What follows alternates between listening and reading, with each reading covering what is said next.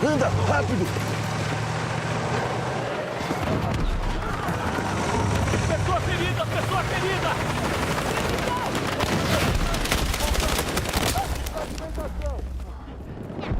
Cuidado!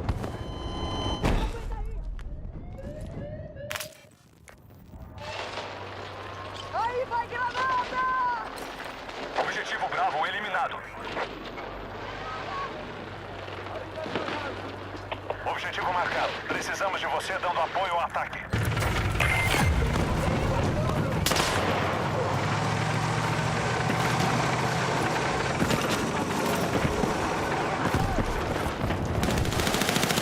Aí vai granada! Granada no espaço!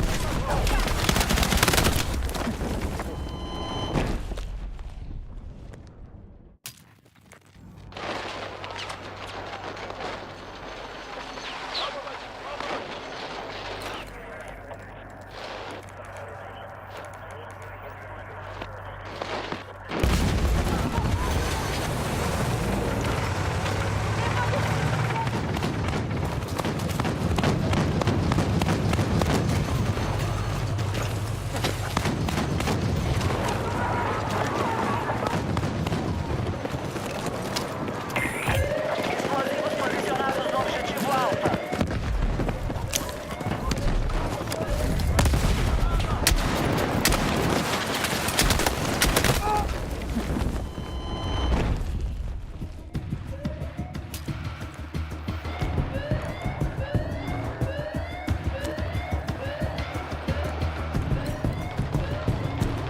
Atenção, estamos sofrendo muitas perdas.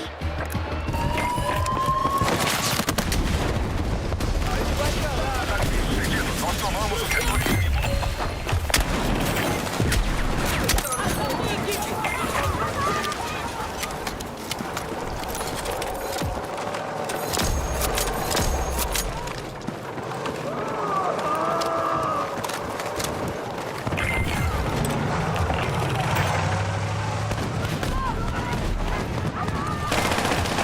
Próximo setor liberado para ataque. Busquem os objetivos.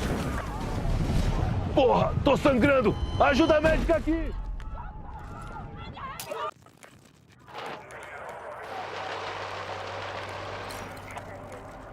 Inimigo avançando. Avancem para atacar o objetivo marcado.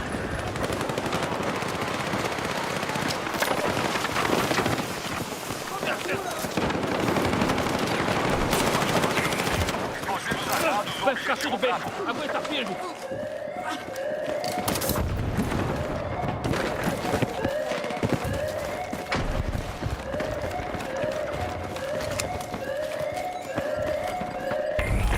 Posicionamos explosivos em Alfa.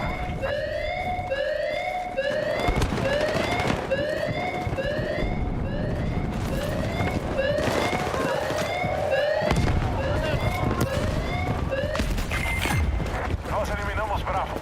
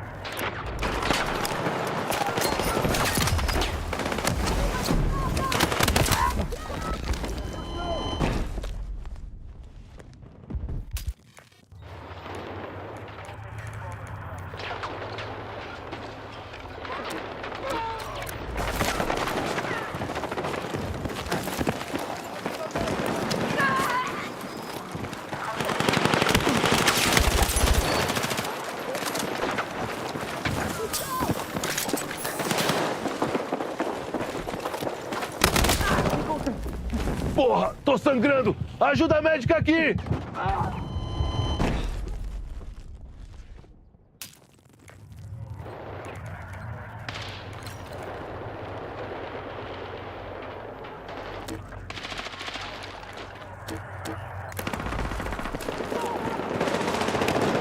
Estamos perdendo gente. Fiquem alerta.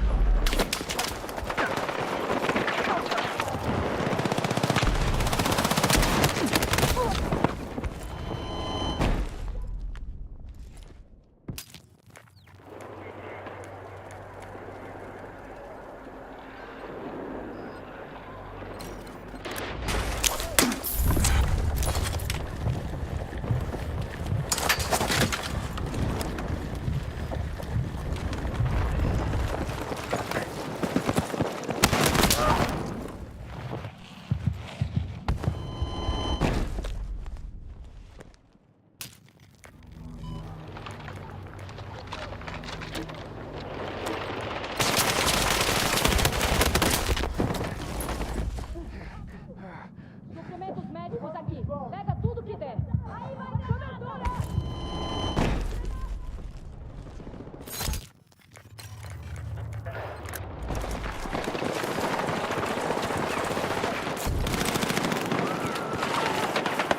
Rodada batida!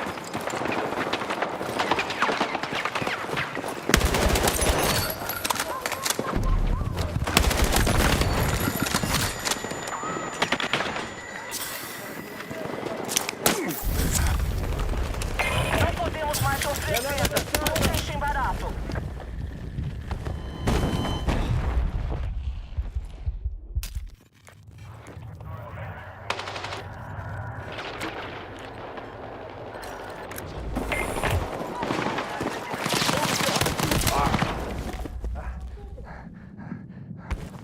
Me acertaram, porra!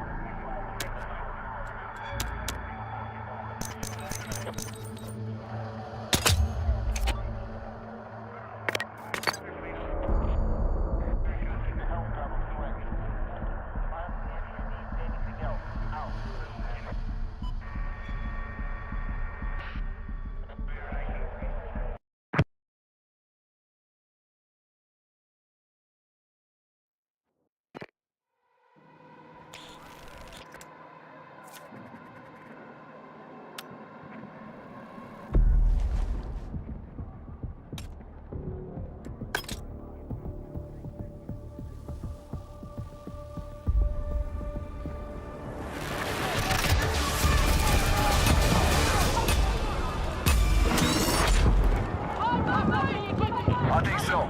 Hostis estão mirando em nossas comunicações de setor. Sigam para posições defensivas.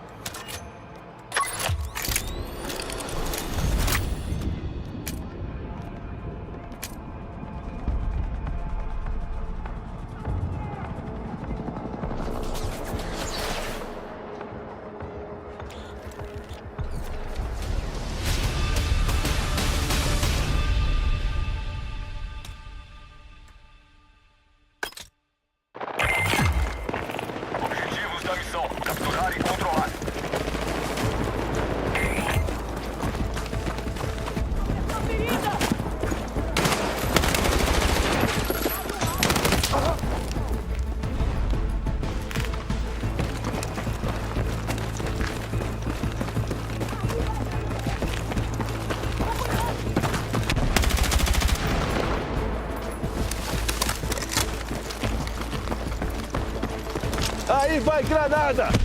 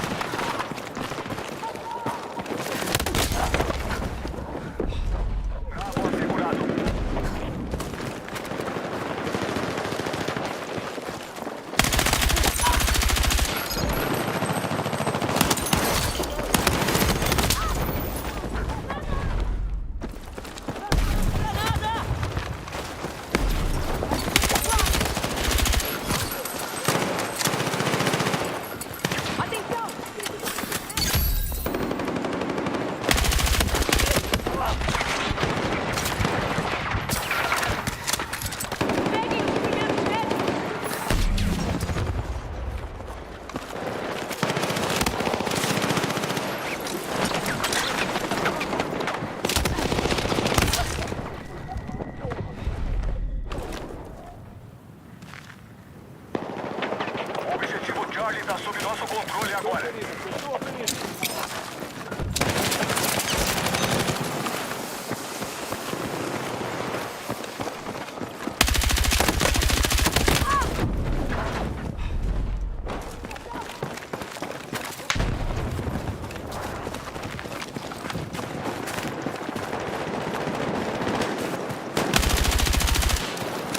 Acertei! Redirecionar!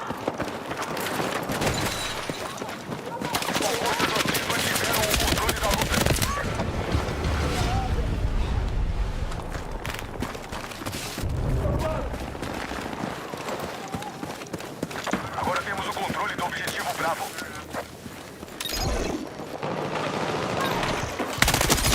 Atacurem o objetivo.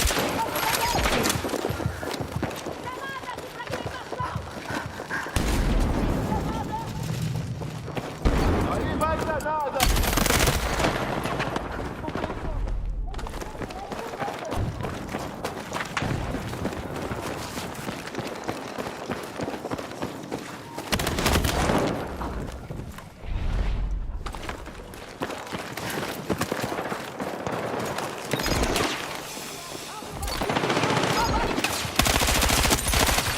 Nós tomamos o objetivo alvo.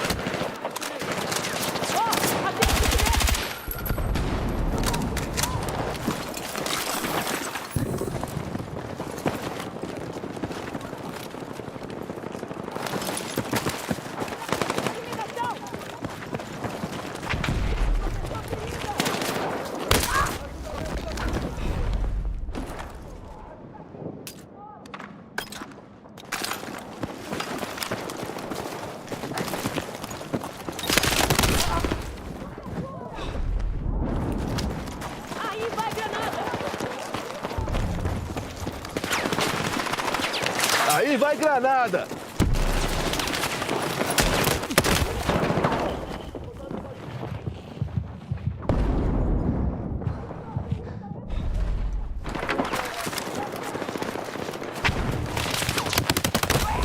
Forças hostis ainda estão à frente da luta. Vamos reagrupar.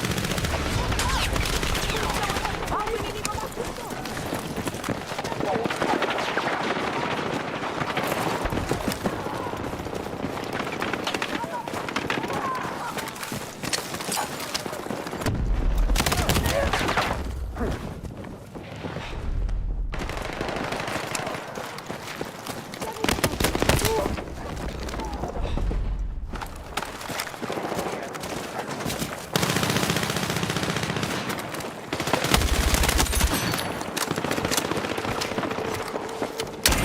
Hostis estão perto da vitória. Preciso de todo mundo na ofensiva.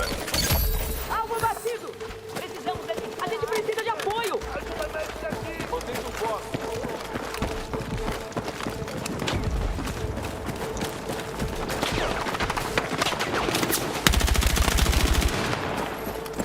Granada lançada.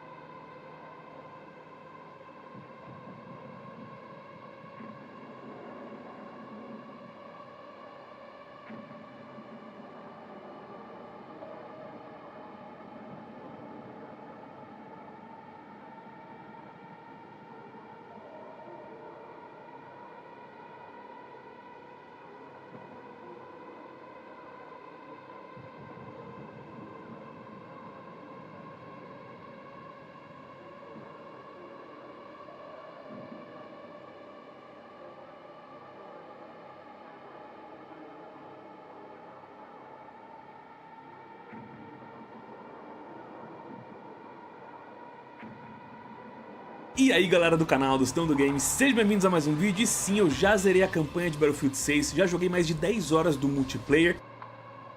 Eu tô com o game há mais de uma semana e a Games me mandou antecipado pra poder trazer esse tipo de conteúdo pra vocês, análise, se vale a pena ou não. E hoje eu quero ver com vocês hoje se realmente vale a pena comprar o game. Ele tá saindo aí por R$350 na PlayStation Store, né?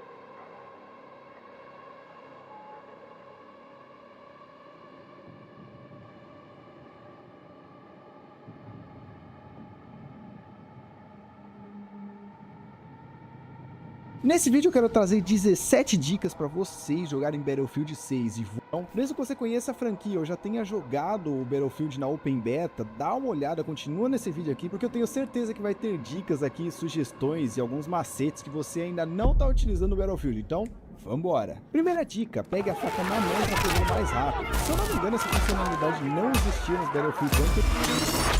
Ação em frente! Objetivos da missão: capturar e controlar.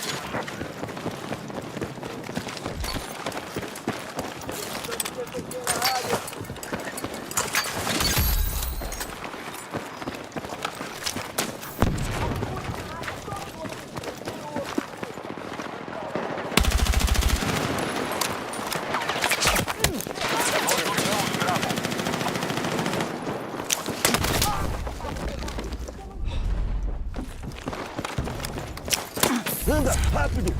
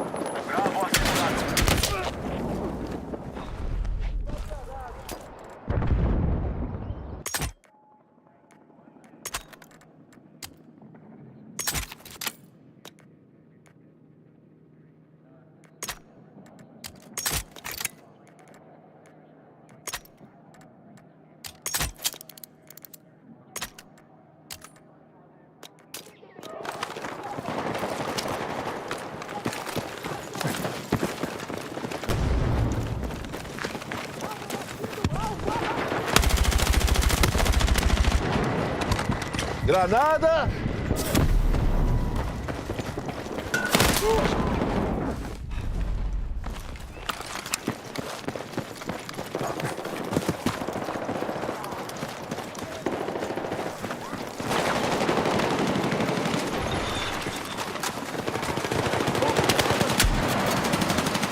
Lançando granada!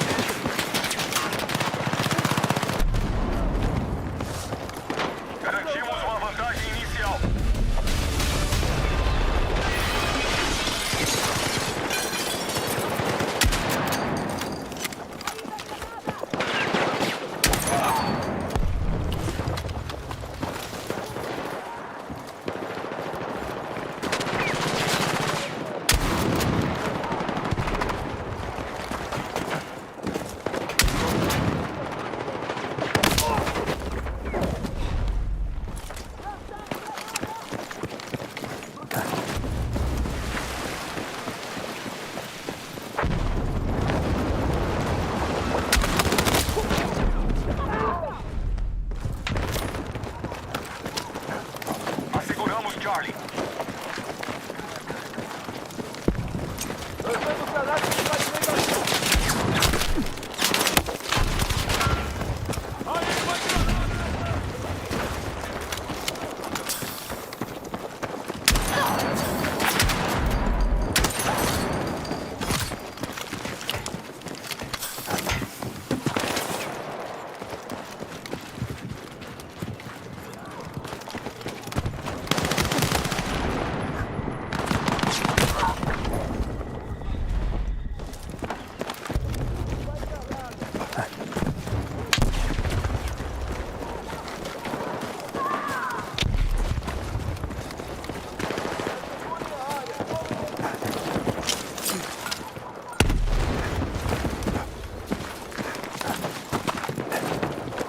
Objetivo Bravo está sob nosso controle.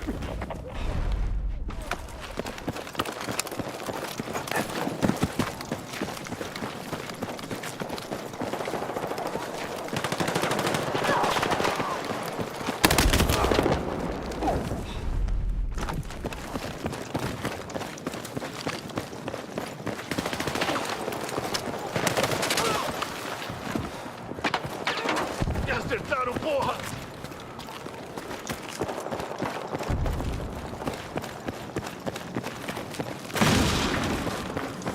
Todas as unidades, a missão ainda está em progresso. Nós dominamos Bravo.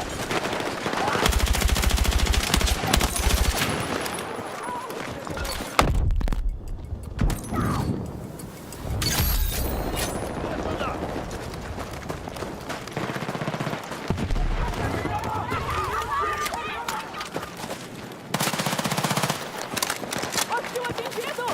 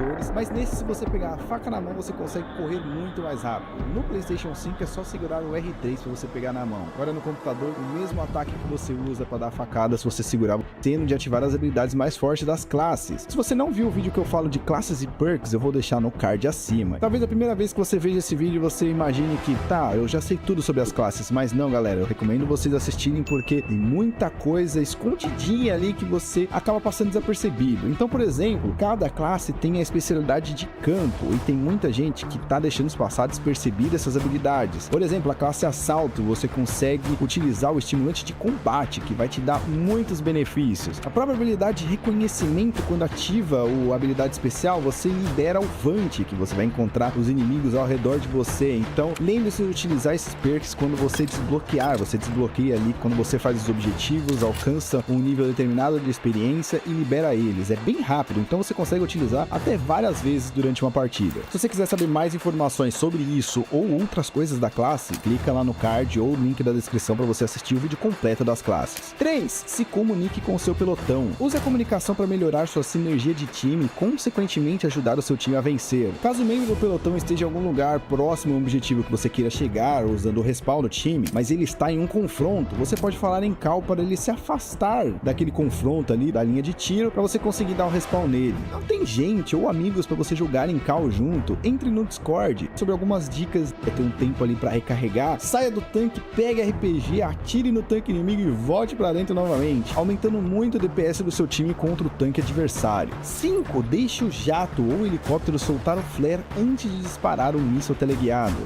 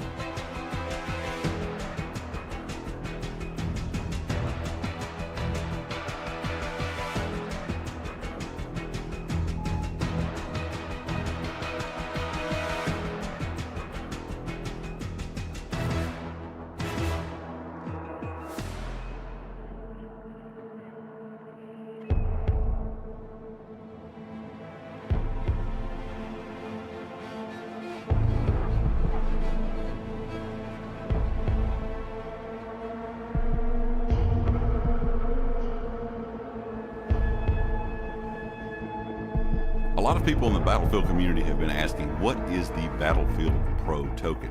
We know a little bit of information. We know it's going to have the Battle Pass, 25 tier skips, instant unlocks, and more. DICE has really not give us a lot of concrete information about what all this includes. We do know that this is with the Phantom Edition, and this has led a lot of people to speculate that it's some type of premium Battle Pass like Call of Duty or Fortnite would have, where you have your free version of the Battle Pass, you have your base version of the Battle Pass that you pay like 10 to 15 bucks for. Then you have a more expensive version that's like 20 to 25 that gives you more stuff, more cosmetic stuff if you buy that version. If they decide to go that route, I'm perfectly okay with it as long as everything.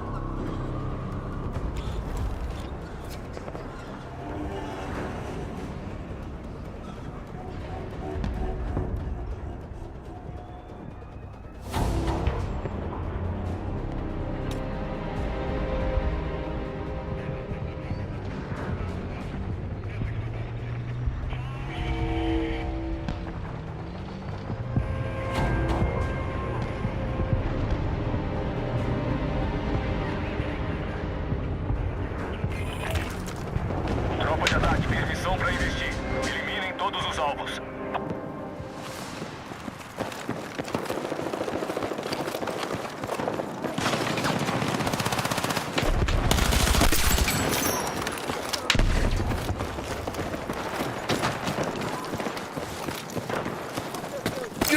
Tô contigo!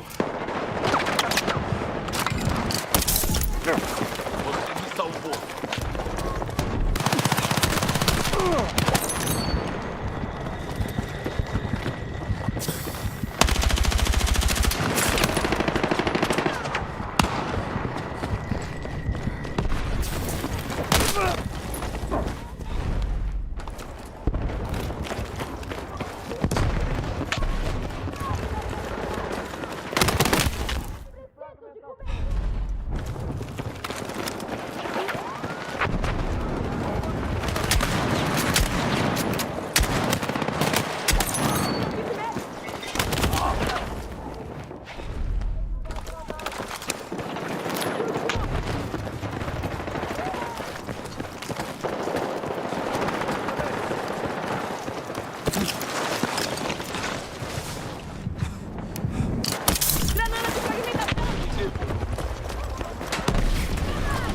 Aí vai granada!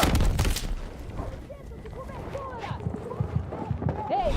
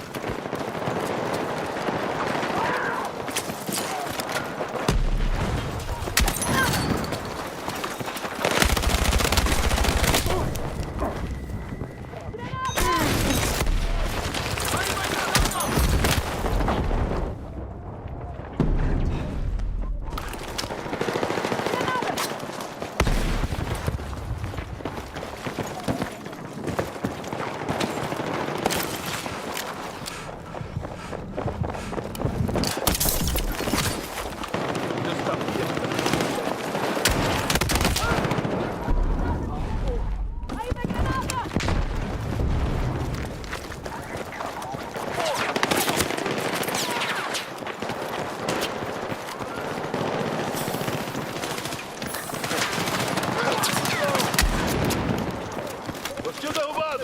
Ajuda médica! Cenário de munição, alguém tem problema?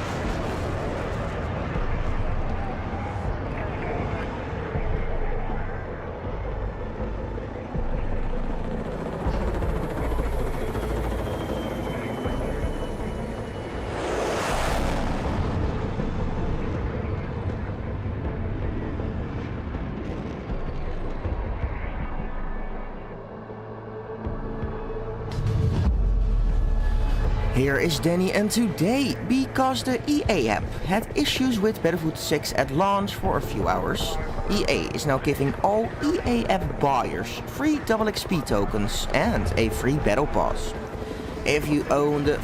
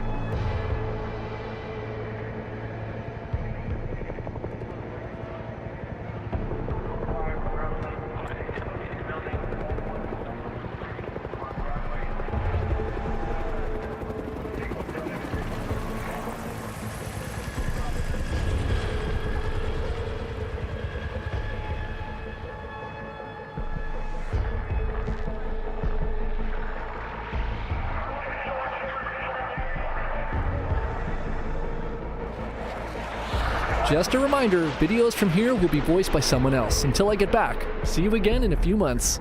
Today we're covering more stories from history when normal people were pushed to their limit and finally snapped. Maria Oktyabrskyaya. It's 1925 and a 20-year-old woman named Maria meets and falls in love with a handsome Soviet army cadet named Ilya Oktyabrsky. They quickly get married and set out to make a life together in the city of Kiev. Maria loves her husband dearly, and she does everything she can to become a good military wife. She joins the Military Wives Council and even trains to become a nurse in the army. She proudly tells everyone she knows, "Marry a serviceman and you serve in the army." And Ilya appreciates the effort. As her husband rose through the ranks in the military, their lives became better and better, and they spent 14 wonderful years together as husband and wife. But everything changes in 1939 when World War II breaks out in Europe. And by 1941, the Soviet Union officially joined the war. Ilya, now an officer, is sent off to the front lines. And as the Germans begin their invasion eastward with Operation Barbarossa, Maria is evacuated to Siberia. There, she patiently waits for a letter from her husband, but nothing comes.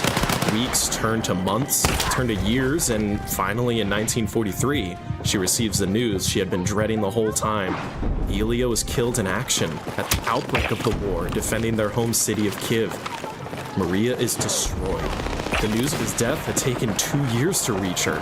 The hope she had desperately clung to was all for nothing. Instead of sinking into depression, Maria becomes enraged and is quickly consumed by thoughts of revenge. The Germans had taken everything, her life, her home, and now her beloved husband. They must pay. She sells all of her remaining possessions and donates all the money she has to the Red Army to build a T-34 tank. With her donation, she writes a letter demanding that when the tank is built, she will be the one to drive it. Surprisingly, the State Defense Committee agreed to this, and Maria is soon enrolled in a 5-month training program as her tank was being built. Upon her graduation, she's posted to the 26th Guards Tank Brigade, and when her tank is completed, she is assigned as its driver and mechanic. In memory of her husband, she has the words "Fighting Girlfriend" printed on her tank's turret. Oh man, I'm so excited to finally see her tank. We should name it something cool, like the Widowmaker or the Red Hammer. You gotta be fucking kidding me. Her crew thinks this is a joke or some kind of Red Army publicity. They can't believe they're gonna be stuck in a tank with some middle-aged woman driving them around. But Maria soon proves all of her doubters wrong. On October 21st, 1943, hostilities break out near Smolensk, and the Fighting Girlfriend is deployed into its first battle. Maria skillfully pilots her tank, and she and her crew successfully destroy a string of German machine gun nests and artillery positions. As she pushes onwards, her tank comes under heavy fire, and a shell disables one of her tank treads, stranding them in the middle of the battle. Disregarding orders, Maria rushes out to fix the issue. The Germans see her and unleash a torrent of gunfire at her position. She fixes the treads, jumps back into the tank, and drives away, saving her crew and earning their complete trust. After this battle, she is promoted to the rank of sergeant. A month later, on November 17th, the Fighting Girlfriend joins a night battle against a German position near Novoye Selo in the Vitebsk region. Maria's tank comes under heavy artillery fire, and once again, an explosion takes out its tracks. She and a fellow crewman leave the tank to repair the treads while their comrades provide cover fire from the turret. They're able to fix it and rejoin the battle. 2 months later, in January of 1944, Maria and her crew join another night battle near the village of Krinky. She skillfully drives her tank into position, and the Fighting Girlfriend opens fire and takes out a string of German defenses on the front line. For a third time, their treads are knocked out by an artillery shell, and again, without concern for her own safety, Maria leaps out to repair it. Under a storm of enemy fire, she once again manages to repair the issue, but this time, her luck runs out. Just as she is about to re-enter the tank, explosions erupt all around her. She's hit in the head by shell fragments and is knocked to the ground unconscious. Her crew members drag her into safety and retreat from the battlefield. She remained in a coma for 2 months until she ultimately passed away from her injuries. Her tour of vengeance had lasted just 1 year. Though her time in the war was short, Maria was posthumously made a hero of the Soviet Union, a distinction equivalent to the Medal of Honor. François Hollande. Okay, this guy is probably not what I would consider nice, but he definitely did snap, and it was one of the most extreme crash outs in history. In 1630, a boy named Jean-David Now was born in Les Sables d'Olonne in France. His family is dirt poor, so as soon as he is old enough, he is sold off into indentured servitude and eventually finds himself in the Caribbean working on a plantation. There, he fulfills his obligations and is released in 1650. Finally a free man, he wanders from island to island and eventually makes his way to French-controlled Saint-Domingue, an area in modern-day Haiti on the island of Hispaniola. There, he finds and is welcomed into a group of buccaneers. These men were originally hunters who had gained their nickname from the boucan smoking racks they would use to smoke the wild game they would catch. But by the 1650s, increasing Spanish pressure on Hispaniola had made hunting more and more difficult, and they were slowly forced to turn to crime and piracy to survive. Amongst this crew of hunters turned pirates, John finds the family he had been searching for his entire life. They give him the name Francois l'Olonais, the French guy from Olonne, and he learns their ways of both hunting and pirating. For the first time, Francois feels alive. He's treated like a equal, and together with his new family, they go out on raids, hijacking Spanish ships throughout the Caribbean. Everything was great until he lost everything again. 2 years into his new pirate life, Francois and his crew find themselves shipwrecked on the Yucatan Peninsula.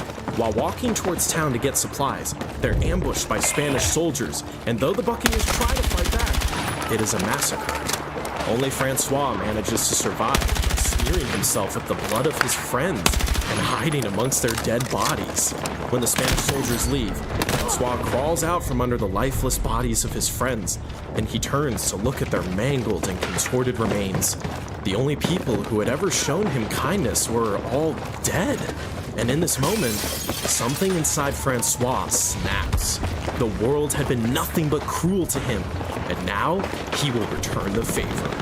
With the help of some escaped slaves, Francois rows a tiny rowboat back to Tortuga, a buccaneer sanctuary island.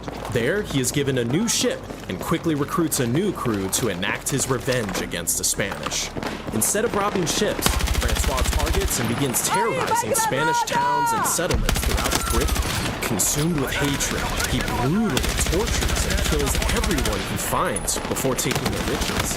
This catches the attention of the Spanish administrators in the area, and the governor of Cuba sends a ship of 90 soldiers to Tortuga to capture Francois.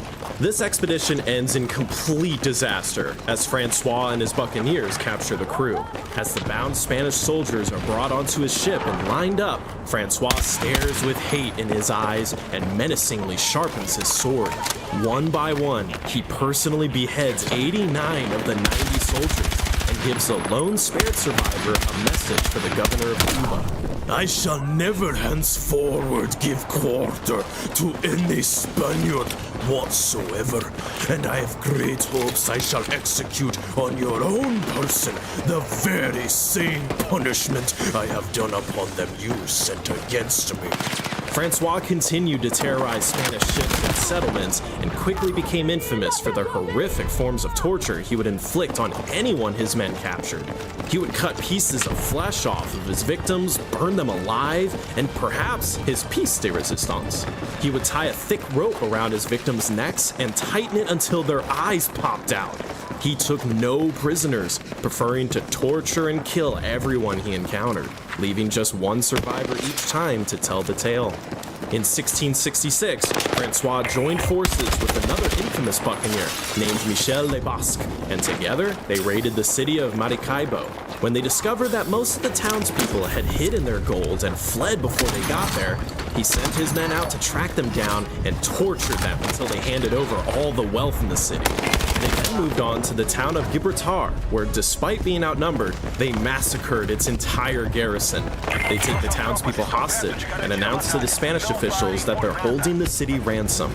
This ransom is quickly paid, which annoys Francois, so he ransacks the city anyway.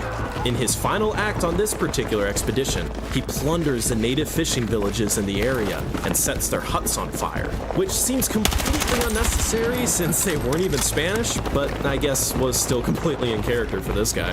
In 1667, Francois gathers another crew and sets out on an expedition to Honduras. After pillaging a coastal town. His crew is ambushed by Spanish soldiers, and he barely escapes with 2 hostages.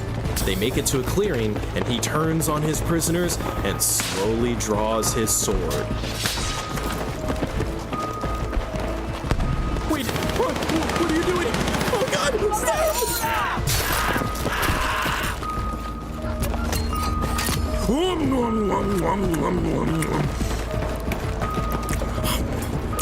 Show me how to get out of here, or I'll do the same to you. Holy shit! The prisoner helps Francois reach San Pedro, but from here on out, his luck seems to have run out. His future expeditions into Central America all end in disaster, and he is nearly killed multiple times by natives in the area. He is finally caught by the Guna people in Panama, who cut him to pieces alive, and then roasted the remains of his body until it was ash.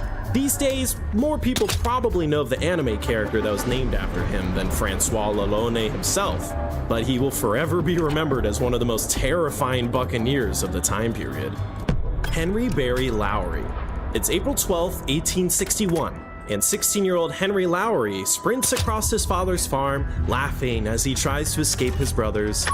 The Lowry family are Lumbee, members of a North Carolina indigenous tribe, and they have lived in Robeson County for generations, eking out a simple living farming their land next to the swamp.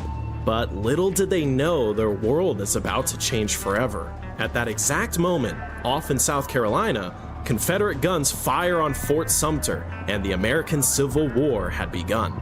The Confederate Army begins forcibly conscripting young Lumbee men to build forts. The working conditions are horrible, and many Lumbee die of disease. Upon hearing about the awful conditions, and also not wanting to fight for a country that does not consider them as equals, many of the Lowry men begin to hide out in the swamp nearby. The war drags on, and their food and supplies begin to run out, and now they're beginning to starve. So, Henry begins to lead some of his relatives into town to steal from the wealthiest plantations in the area. Unsurprisingly, these guys do not like this one bit.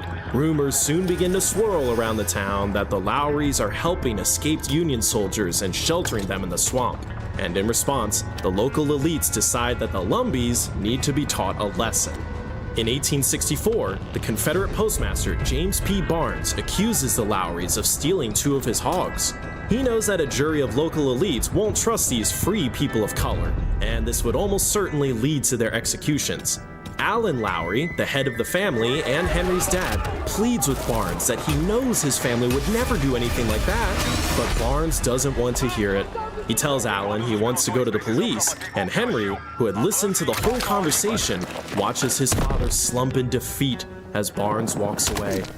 Henry's 19 now, and has learned through the war that the Lumbee will never be treated fairly by these men. So, on the night of December 21st, 1864, Henry takes his rifle and finds Barnes walking home and blocks the postmaster's path. Seeing Henry's rifle, Barnes holds his hands up as if to say he doesn't want any trouble. But Henry has already made his decision. This man had threatened his father, and so he raises his rifle, takes aim, and shoots Barnes square in the chest. In the blink of an eye, Henry is now a murderer, an outlaw. But if this is what it takes to protect his family, so be it. With his last breath, Barnes shouts out, "The Lowrys have killed me!" Which was pretty much the worst thing that could happen when you murder a guy in a small town. Henry's plan of quietly taking care of business completely backfires, but without any direct proof that he was the shooter, he escapes arrest. All of the prominent plantation families are enraged and want the Lumbees taken care of, and to carry out their form of justice, they call on one of the most infamous groups in American history. Made up primarily of wealthy men who had bribed their way out of serving in the war, the Home Guard was originally formed to protect citizens and help with local conscription. However, by 1864, they had devolved into Confederate thugs drunk with power. Spurred by the murder of Barnes, they ride into Robeson County and begin harassing random Lumbees just to try to get a rise out of one of the Lowry men. The worst of the Home Guard is a man named James Brantley Harris, who begins assaulting Lumbee women. When Harris is warned to stop or face the consequences, he laughs and shoots and kills Jarman Lowry, one of Henry's cousins. Jarman's brothers, who were conscripted to build forts for the Confederates, return home to mourn their brother, but Harris finds them and has them arrested. He says he'll escort the boys back to the fort to resume their work, but once out of town, he beats them to death and claims that he only acted in self-defense. The courts do nothing, and Harris is a free man. Henry cannot take the injustice.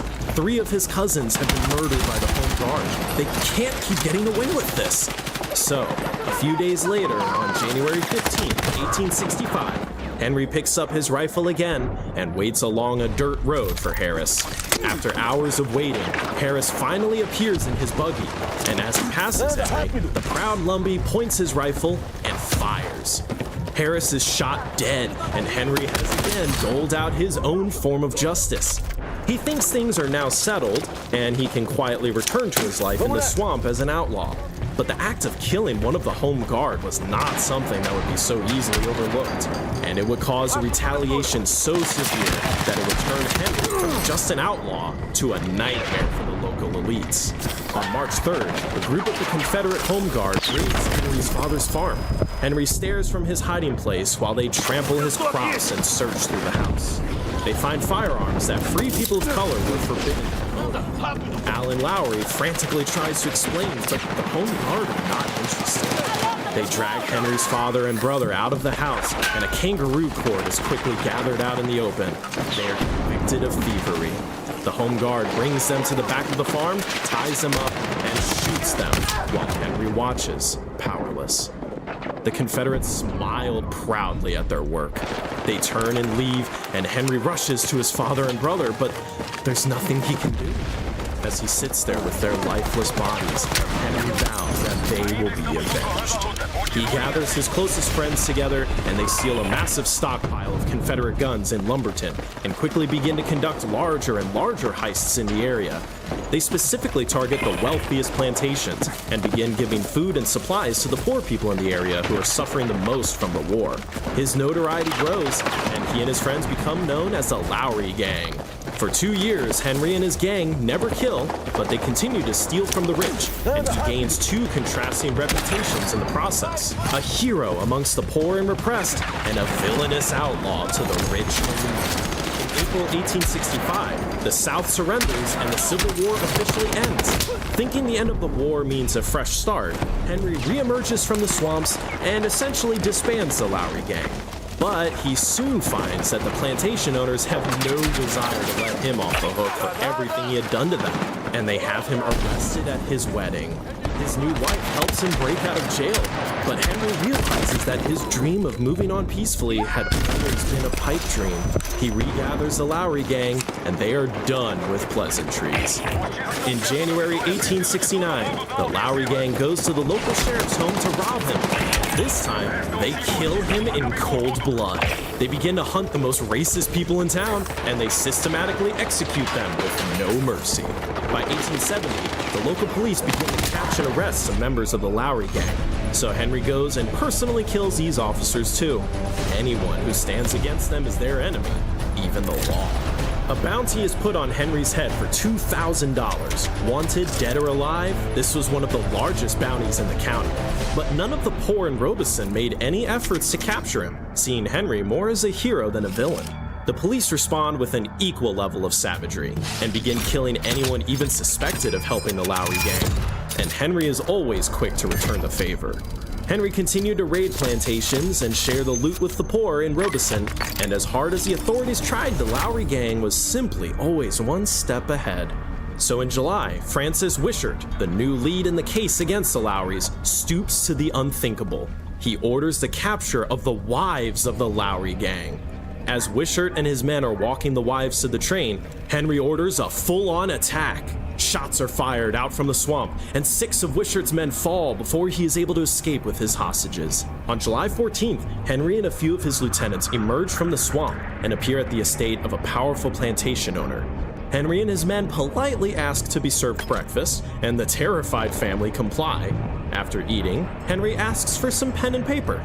He scribbles a note and then hands it to the plantation owner and leaves with his men. thanking the family for the delicious meal. When the gang leaves, the family nervously opens the note, and they are chilled to the bone upon reading it. The bloodiest times will be here than ever was before if their wives are not released in 3 days. The countdown has begun, and now the local elites begin to beg Wisher to release the Lumbee wives, but he refuses. 3 days pass, and as promised, Henry kills 2 more townspeople, and the promise of future violence terrifies all of the citizens of Robeson County so much that a group of them releases the wives of the Lowry gang without even consulting Wishart. The government raises the bounty on Henry's head to $12,000, which is about $300,000 in today's money. Bounty hunters try to pry information out of the poor people in town, but nobody is willing to talk.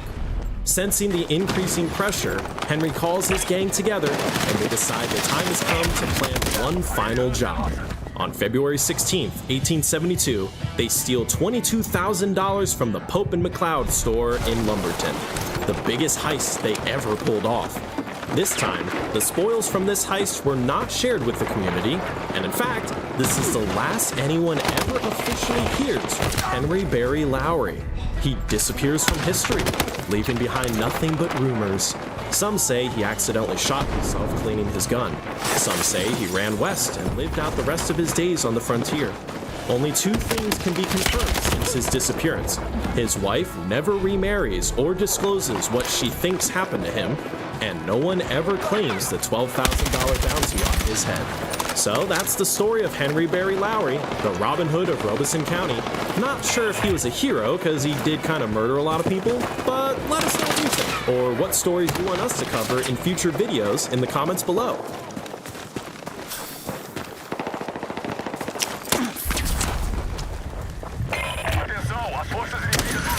Pushed over the edge mentally is not just a modern thing, and here are 3 times it happened in history with some pretty severe consequences. Number 1, Jean Clisson. It's the year 13. One-year baby girl to a minor noble family in Brittany. Her parents name her Jean, and as they lean down to look at their adorable newborn baby, and say, jackpot! You see, I thought it was a beautiful child, a very valuable asset. So as soon as she was old enough, her parents eagerly married her off to a noble in exchange for a whole lot of land. Being just 12 years old, Jean probably had no idea what love was, so she just went along with the plan and quickly had 2 kids with this guy and accepted that this was probably what her life was going to be. But 15 years later, her husband dies, and as a 26-year-old single mother in the Middle Ages, she needs to find someone else to marry to take care of her and her kids. She was still fairly young, and according to historical accounts, still super hot, so she quickly marries a member of the Breton ruling family. They'd be better off marrying someone a little richer, so they get the Pope to quickly annul their marriage. Jean then meets and marries another Breton noble named Olivier de Clisson, and this time the vibes are completely different. Against all odds in the time of marriage between nobles was usually just political, Jean and Olivier fall madly in love. They go on to have 5 kids together, and life is perfect. Husband, beautiful children, wealth, and power, what more could you want?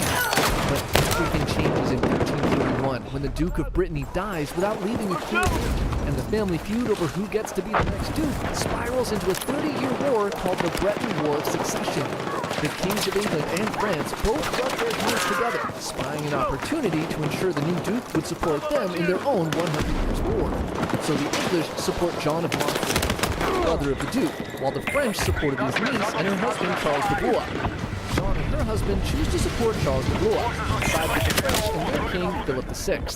Fighting for the French, Olivier and his army captured a lot of the Vannes, but the victory was short-lived and the English tried to take it back. Olivier and other people are captured, and for some reason he's traded back to the French for a suspiciously small amount of money, and this makes the French start to believe he's a traitor. He comes in and calls a timeout on the war in 1343, and in this brief truce, the king invites Olivier and other nobles from Breton to Paris to participate in a tournament to celebrate the newfound peace.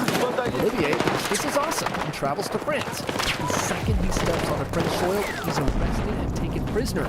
He's tried for treason, charged with treason trial. Back in Breton, Jean finds out about this, rushes to Paris, and desperately tries to get her husband released, even going so far as to bribe the king's sergeant, but ultimately fails.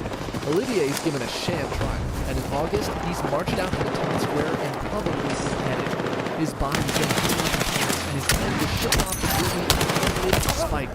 Horrific for anyone, but for a noble to be treated like this was the ultimate disrespect. In Britain, treated with their father's forces that ensnared their father's pale, helpless face that is now weeks old and his body is covered in a storm of flies.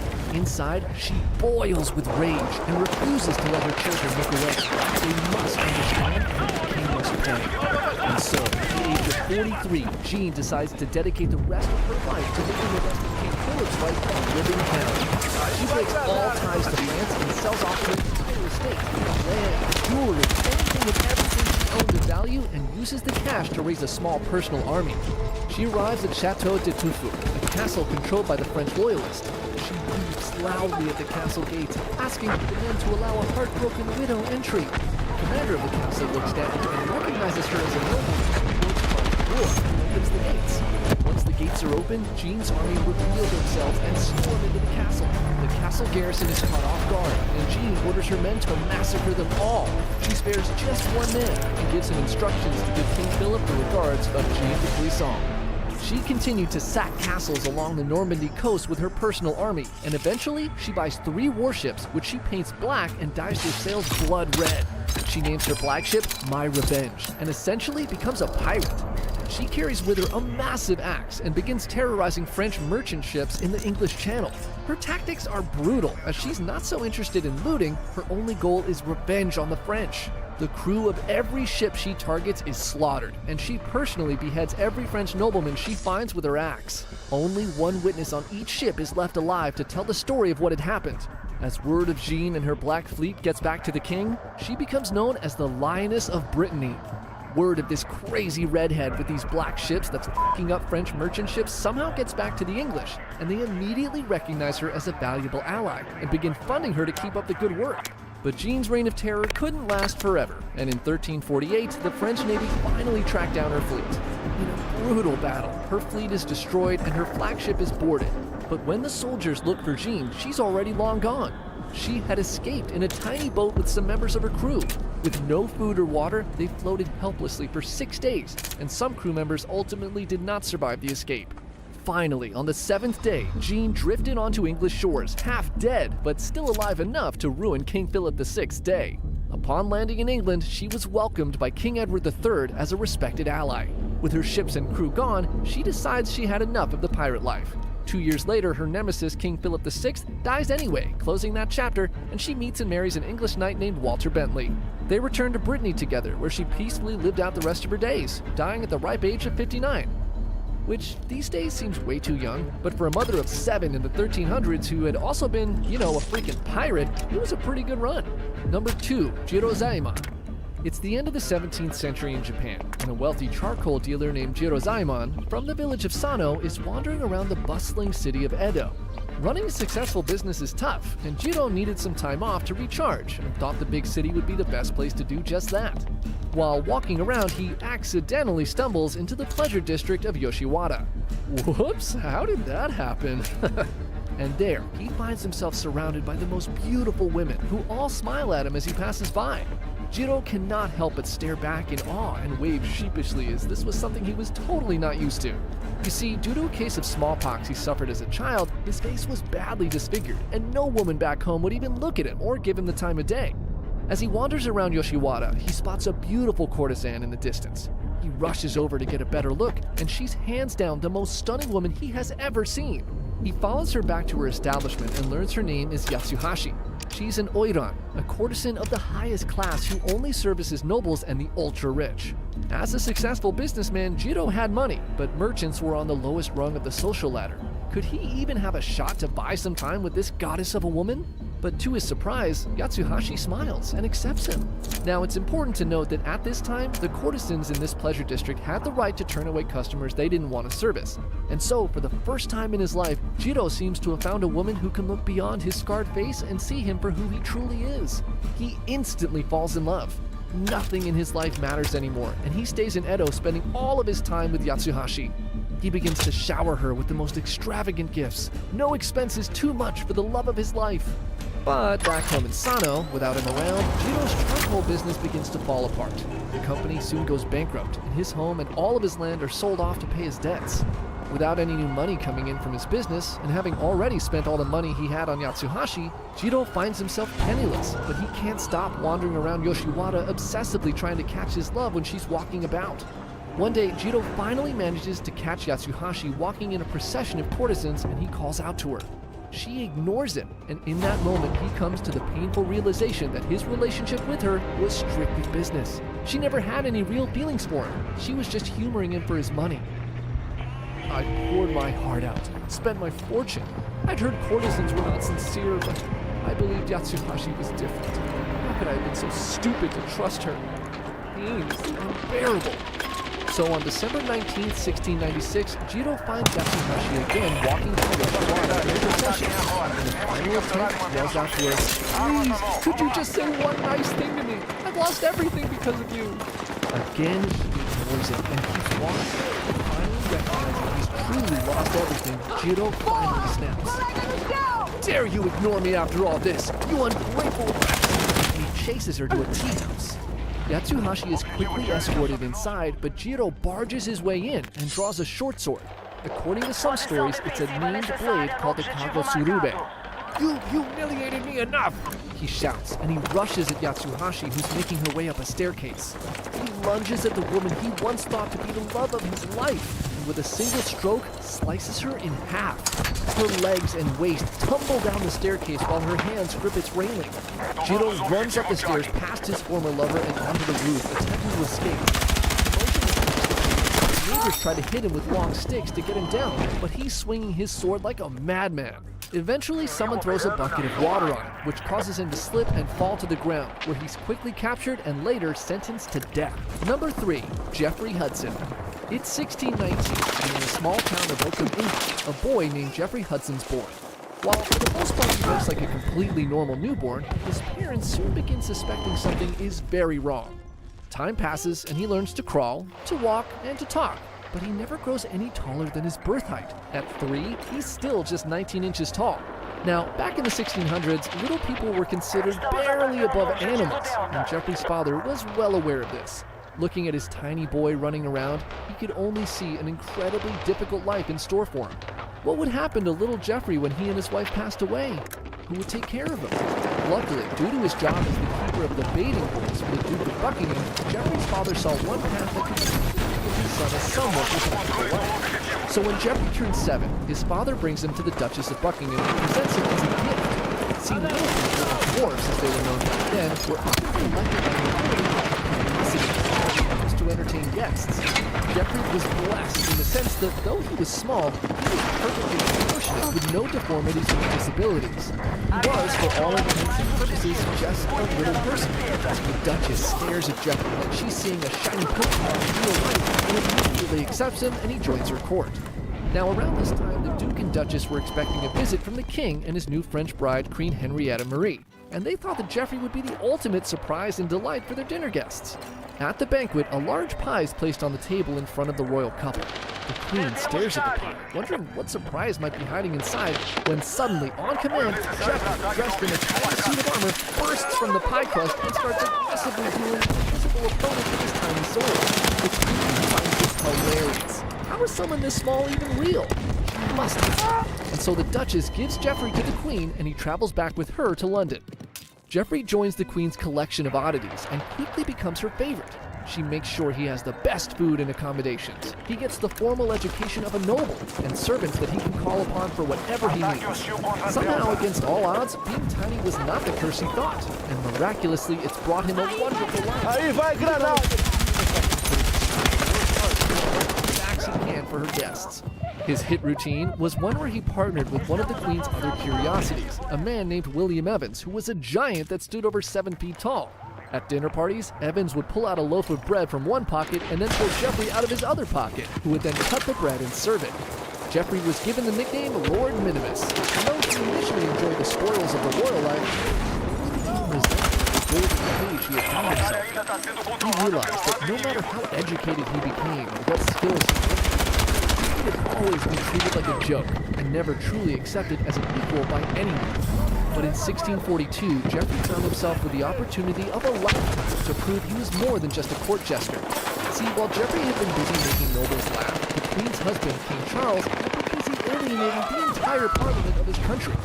Charles believed he was God's chosen monarch, and rather predictably, this policy was badly received by nearly everyone.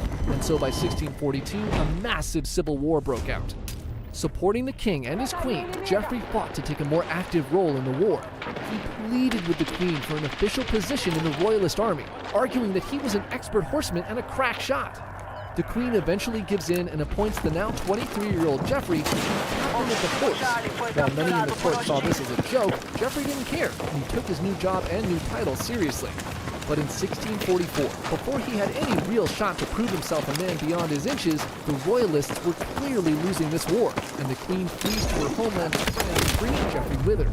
In France, court life resumes in much the same fashion as before the war, but Geoffrey has no intentions of returning to the life of an oddity. He was now Captain Geoffrey Hudson. Lord Minimus was gone, and he made it clear to everyone that he would not tolerate any further mockery. Any man who insulted him would pay with his life. Amelia and Charles Crofts declaration of dignity in a torn act and bursts out laughing. No one knows what Crofts said to Geoffrey, but it pissed him off, and he challenges Charles to a duel. Still laughing, Charles accepts this challenge from the great Lord Minimus, thinking this is all a part of a joke that will have a huge punchline in the end. But Geoffrey was not f***ing around at all. The date of the duel is set for October, and it would be conducted with pistols on horseback. On the day of the duel, when it came time for weapons to be presented, Geoffrey pulls out his tiny custom pistol. Crofts snickers, reaches into his pocket, and dramatically reveals a squirt gun, earning applause and laughter from the crowd. But Geoffrey was done being laughed at. He tightened his grip on his pistol and orders for Crofts to hand him the real gun. Crofts is fully outfitted with his own pistol and was like, "Wait, are you still real?" The two men mounted their horses, ride to a distance, and face each other. The signal is given, and they each charge forward. Crofts fires first, missing Geoffrey's small frame, and with laughter from the crowd echoing in his ears, Geoffrey raises his pistol, aims, and fires. His bullet strikes Crofts in the middle of his forehead and sends him toppling backward off his horse, dead before he hits the ground.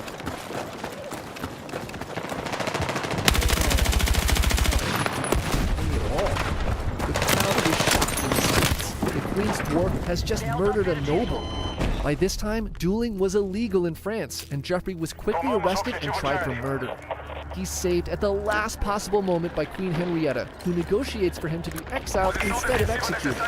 And so she and Geoffrey say their final goodbyes, and he sails off from France.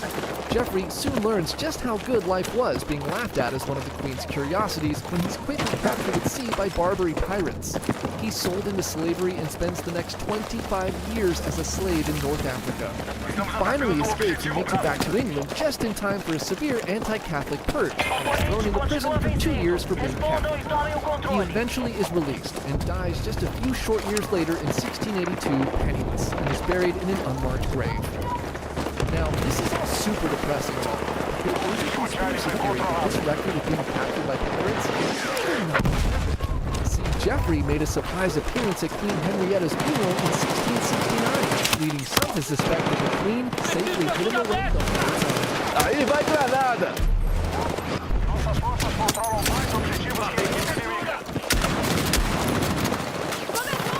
Here are the most epic brawls in human history. Number 1, the sandbar fight. We're starting off with one of the craziest brawls in American history that made a legend out of a man named Jim Bowie and his signature knife. It's a beautiful fall day on September 19th, 1827, and Samuel Wells and Thomas Maddox had each independently made the long journey from central Louisiana all the way to the remote area of Natchez, Mississippi. Similar to Wells and Power, the two men have repeatedly crossed paths, and over the years, grown to hate each other. Every attempt at peace has devolved into a shouting match, and with no path to settle their grievances with words, they're looking to squash their beef once and for all with a pistol duel on a sandbar island in the middle of the Mississippi River. Like modern-day prize fighters, Wells and Maddox have each brought with them 5 supporters. But if the goal was peace after this duel, the two men could not have chosen worse cornermen. Between the supporters were rivalries that were more intense than even that of the duelists themselves. And no two men hated each other more than Jim Bowie and Major Norris Wright. Jim Bowie, a friend of Wells, was a large and powerful man who fancied himself as somewhat of a real estate investor. More accurately, he was probably a scam artist selling fake land deeds to newcomers to the frontier. But hey, this is America, right? Understanding what Bowie was doing, Wright denied him a bank loan and began spreading the word around Louisiana that he was a crook. When Bowie hears about this, he hunts Major Wright down to a hotel bar and demands that Wright say what he'd been saying behind his back straight to his face. Major Wright stared back calmly and without warning draws his pistol and fires, aiming directly at Bowie's chest. The bullet somehow hits a coin pouch tucked in Bowie's vest pocket, saving his life, and without thought, he launches himself at Wright. As the Major's friends try to pull them apart, Bowie bites Wright's hand so hard that one of his teeth stuck in Wright's flesh as he's pried away. That night, Bowie vows to never be caught unarmed again. He and his brother had a blacksmith fashion a 9-inch hunting knife that he would begin to carry everywhere. Now, this altercation happened just a year before this duel, so this is all still fresh in Bowie's mind. He has his eyes locked on Wright as soon as he sees him arrive on the sandbar accompanying Maddox. As Wells and Maddox watch their supporters mean-mug each other, they realize that they might have made a huge mistake, so they force their supporters to stay far away and remain separated while they have their duel at a distance. Wells and Maddox walk with their seconds, receive their pistols, and take their positions.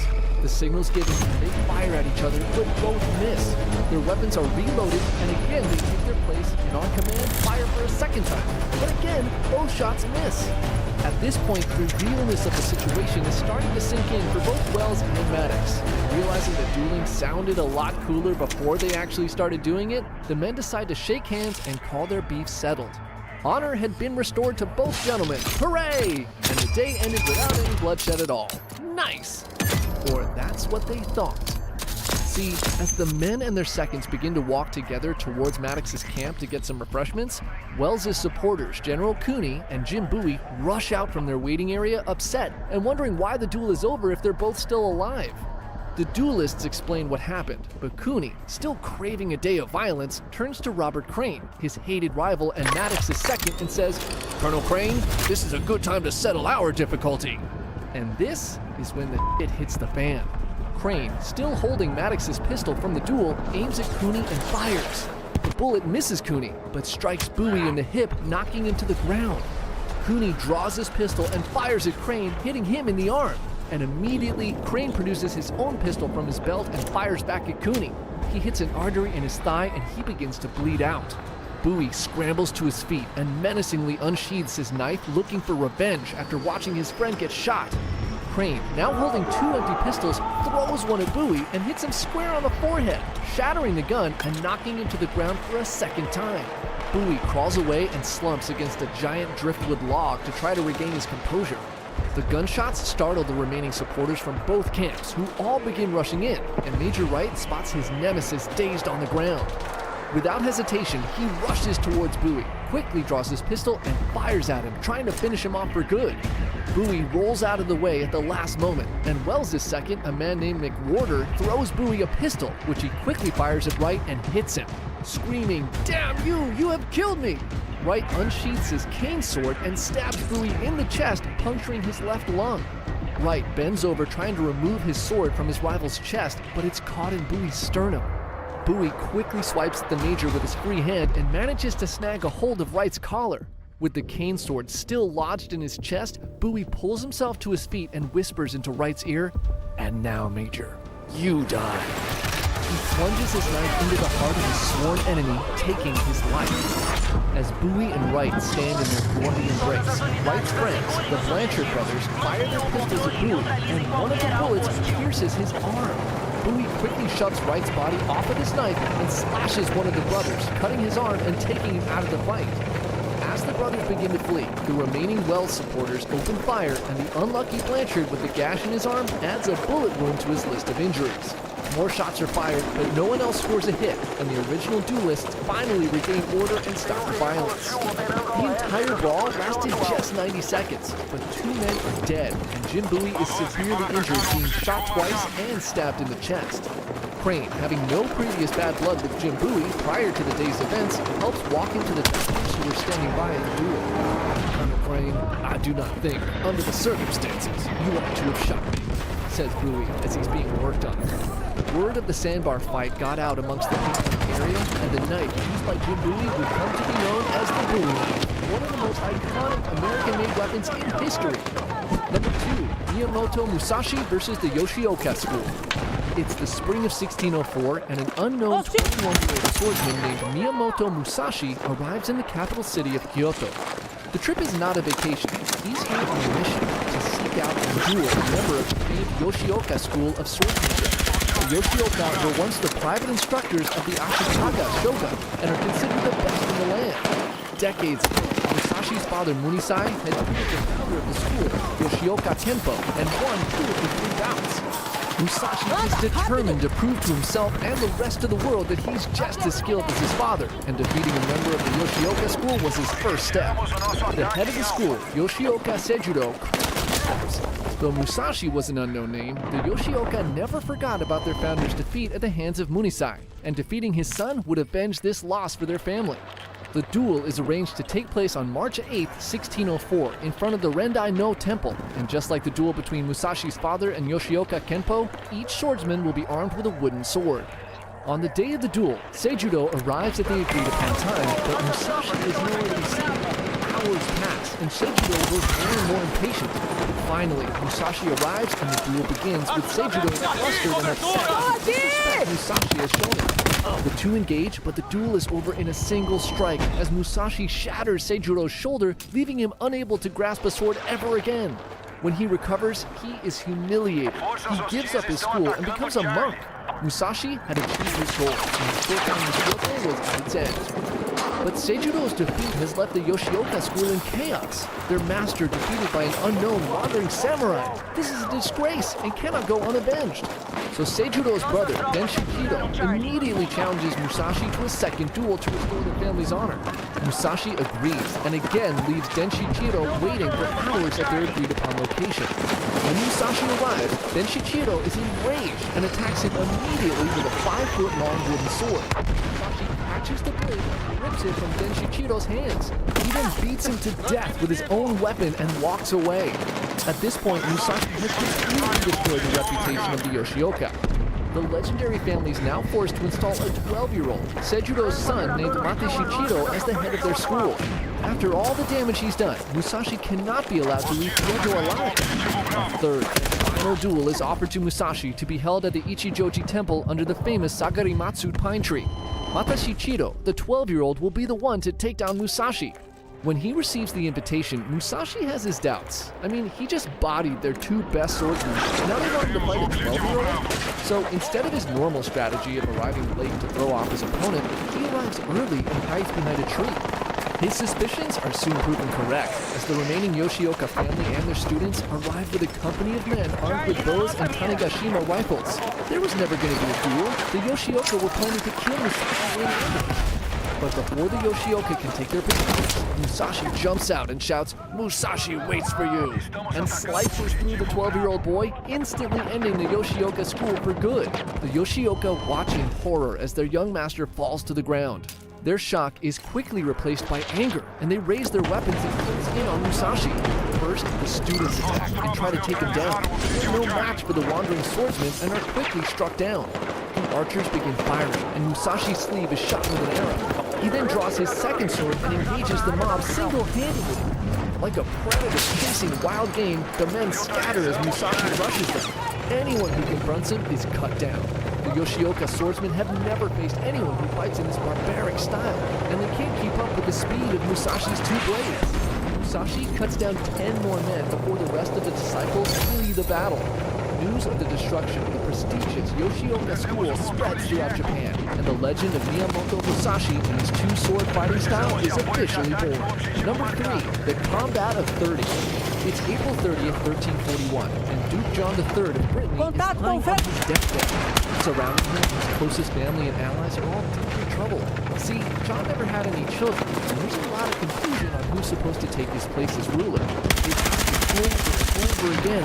Who will rule after you are gone? Who? John talks and turns, and the before one of those sounds. Shh! He's gonna say something! For God's sake, leave me alone and do not trouble my spirit with such things. And then he dies. John dying without declaring an heir to the throne was a huge mistake and led to two of his relatives, his half-brother Jean de Montfort and the husband of his niece Charles of Blois, both claiming to be the rightful heir. And this family feud quickly spirals into what would become known as the Breton War of Succession. The English and the French both see what's happening in Brittany, and having just started their own 100 Years' War a few years earlier, they quickly begin to meddle and turn the War of Succession into a proxy war, with the French backing Charles of Blois and the English backing Jean de Montfort. After a few years of intense fighting, the Pope comes in and negotiates a temporary peace between all parties in Brittany, and it's during this Pope-induced timeout that one of the most brutal brawls in human history began. See, there are these two areas in Brittany, Josselin, commanded by a Breton knight named Jean and Fouillon, controlled by English knight Robert Bemborough. These towns are only 8 miles apart, so the French-backed forces regularly clash with the English during the war. But now that war is in a timeout, and these knights are getting restless. Without fighting, they can't show off how chivalrous they are, and if they can't show off how chivalrous they are, how are they supposed to get famous in Bagahati? So one day, Beaumanoir travels to Plouhinel, and from outside the castle gates, shouts to Bemborough to a duel. It would be a good chance to up our honor, at least for whoever wins, of course. Bemborough thinks and issues a counteroffer. Rather than a duel, let us have a tournament. Take 20 to 30 of your men, and I'll do the same, and we'll meet at a beautiful field where nobody disturbs us. No prize money, just the opportunity to fight to the death to prove who were the greatest knights of Christ. This sounded perfect to Beaumanoir, so he accepts the challenge. The rules for their display of chivalry are set. Each side will have 30 men, and they'll fight each other without any reinforcements until one side's warriors are all dead, disabled, or captured. Most importantly, nobody's allowed to run away. And with that, the two men go about recruiting their teams. Beaumanoir recruits a mixture of knights and squires from Brittany, who all support France, and Bemborough's team consists of English knights, German mercenaries, and a handful of Bretons who support the English rule. So on March 26, 1351, both sides each attended Mass and went to confession to absolve their souls. Now that they can beat the shit out of each other without worrying about going to hell, Beaumanoir and Bemborough marched their warriors to a midpoint between the fortresses called Halfley, bringing with them a throng of spectators and refreshments. The combatants choose their weapons: axes, spears, hammers, and swords, and all the participants mount their horses and form two lines facing each other. A signal is given and both sides charge full speed at each other. The crowd erupts as the two lines meet, and the deafening clang of weapons on armor echoes throughout the field. Some men are knocked off their horses and are quickly met with a warrior from the opposite team frantically swinging their weapon at them, trying to kill them. All the men eventually find themselves on the ground, squared up in pairs, and 30 simultaneous savage duels begin. The fighting is dirty and barbaric, with blood and mud being thrown everywhere. The women in the crowd start to get grossed out. Is this what chivalry is supposed to look like? A French warrior is slain and is quickly followed by two on the English side. After an hour or so, everyone's dirty and exhausted, and someone calls for a timeout. Both sides agree, and both teams go back to their side of the field to repair their armor and weapons, bandage their wounds, and get some refreshments. Eventually, the combatants, still bleeding, battered, and bruised, take the field again and charge at one another. A French squire squares up against Bemborough and thrusts his spear through his head. Bemborough, mortally wounded but unaware of just how bad he looks, tries to stand, and another French knight rushes in and slices him with an axe, killing him on the spot. With Bemborough down, a mercenary on the English team takes command, and they regroup and fight back fiercely. Beaumanoir is injured in the English rally and is thrown to the ground. He begs for water, and a knight near him shouts, "Drink your blood, Beaumanoir, your thirst will pass." Exhausted again, the two sides call for another timeout and retreat to their corners of the field. The break doesn't do much to recharge the batteries of the combatants. At this point, they've been fighting to the death in full armor for hours, and they're all completely gassed. On top of this, most of the crowd is either grossed out, bored, or walking away. Remember, there's no big payday for all of this. This is all to prove who's the most chivalrous here. They lurch back onto the battlefield, now clinching and trying to stab each other with daggers and swords. Men are sloppily falling to the ground in exhaustion. It's at this point a French knight decides that the rules of this match are stupid, and he wants to go home. And he gets on his horse and rides onto the battlefield. He charges straight into the biggest pile of people and steamrolls 5 English knights, which collapses their line. The French team swarms in, and soon the remaining English warriors surrender. 9 of the English team's warriors and 5 on the French team lie dead on the battlefield. Everyone else is severely injured with broken bones and deep lacerations. The remaining English team is brought back to Josselin and held for a small ransom. Surprisingly, the survivors of the combat of the 30s all did in the end get what they wanted, as the story of their brawl quickly spread throughout Europe. Many were treated as celebrities after the fight, and one even went on to marry a princess. So I guess it all worked out. Except, you know, the French side kinda cheated. Granada de fragmentação!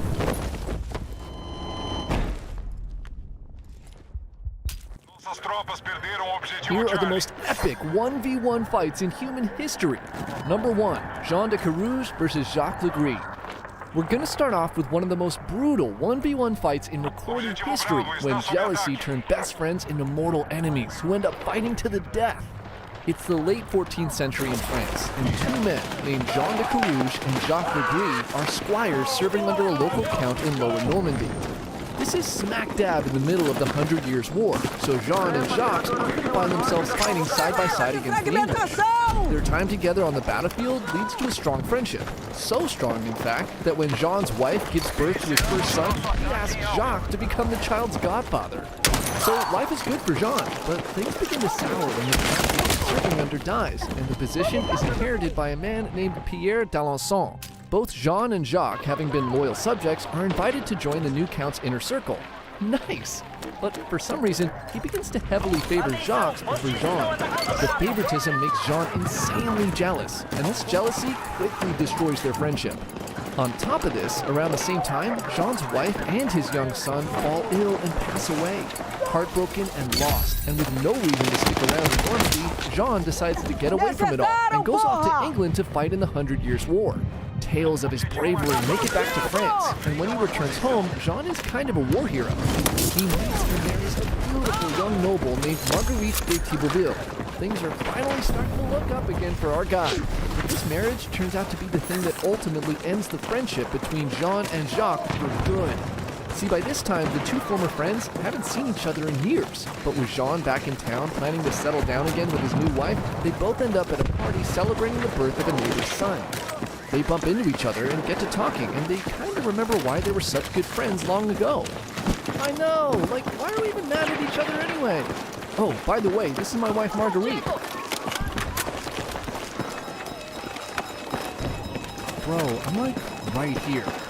Jacques is immediately attracted to Marguerite, and now he's jealous of Jean.